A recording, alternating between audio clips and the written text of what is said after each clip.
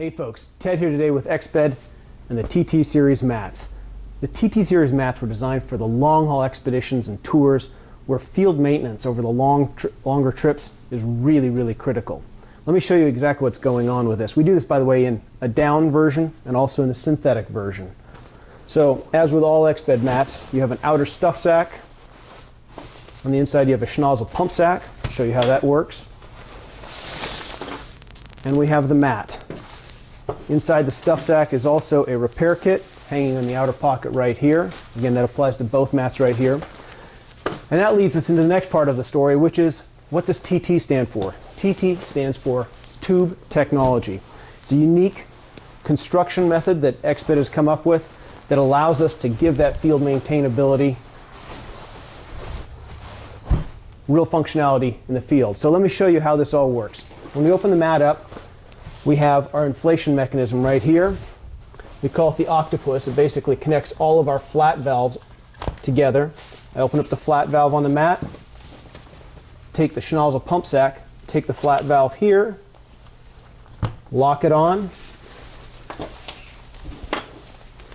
then I take the schnozzle pump bag, open it up, capture some air.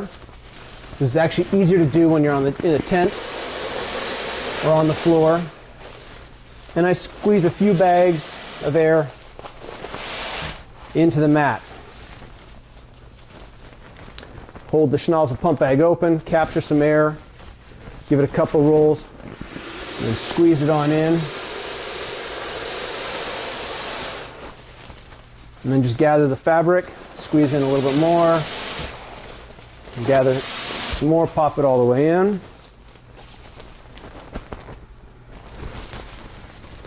Really straightforward. It's a nice way not to have to blow in the mat. You can go ahead and just use the dry air in the pump sack to inflate the mat.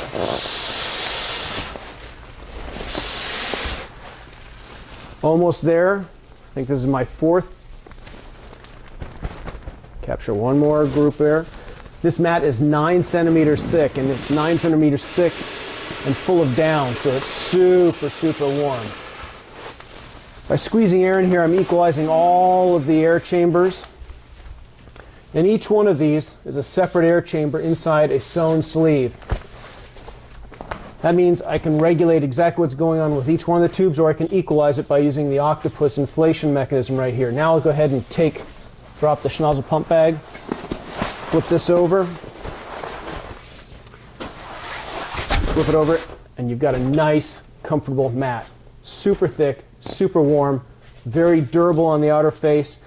And as I was indicating earlier, if I were to go ahead and put a hole in the mat, again, this happens on long trips occasionally, if I put a hole in here, because this is a separate chamber with a separate valve, I would know exactly where the hole was. I would know that this particular chamber was deflated, and I could either choose to sleep on the rest of the mat, or if it was in the middle, I could go ahead and squeeze the two tubes together, or I could pull the tube out, replace it, or patch it in the field. Easy, simple to do.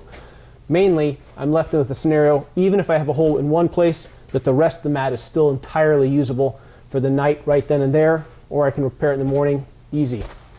To deflate the mat, flip the mat back over. Again, this is pretty straightforward. I'm going to remove the octopus right here, and I'm going to go ahead and just open up all the little valves. Simple, just pull out all the silicone flappers like so. And I'm deflating each of the chambers separately.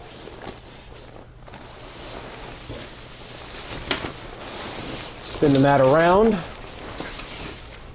In classic Exped form, fold the mats in three parts. Squeeze the air out as best as you can with your body weight. When you're just about done, open the mat again, fold it in half,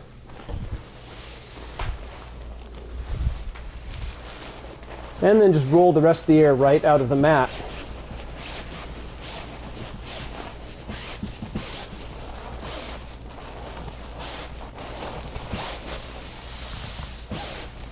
Go ahead and squeeze the rest of the air out of the mat.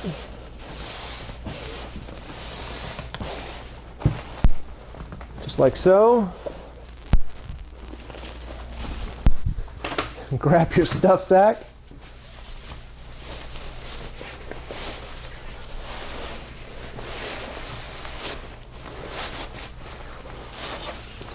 Drop the mat in. The octopus adapter for all the flat valves, drop that in. Close this up. Mat's set to go. Take your sleeping bag, stuff it in the schnozzle pump bag, roll that up, your sleeping bag's dry, and you're set for the rest of your journey. Have a good one out there.